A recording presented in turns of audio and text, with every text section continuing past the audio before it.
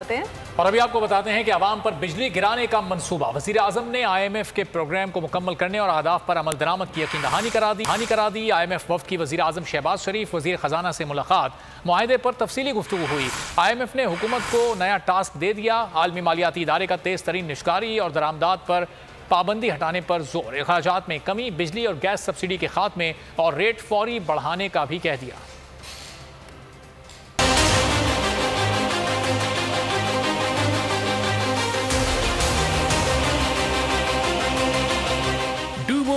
More and more. IMF ने फिर लगा दिया पूरा जोर। पहले अवाम की खाल उतारो, फिर आगे बात बढ़ेगी। IMF ने हुकूमत को बड़ा टास्क दे दिया। वजीर आजम शहबाज शरीफ ने भी मुआहदे पर मुकम्मल अमल दरामद की यकीन दहानी करा दी। IMF वफ़द की वजीर आजम शहबाज शरीफ और वजीर खजाना इसहाक डार से मुलाकात में मुआहदे पर तफसीली गुफ्तगू हुई।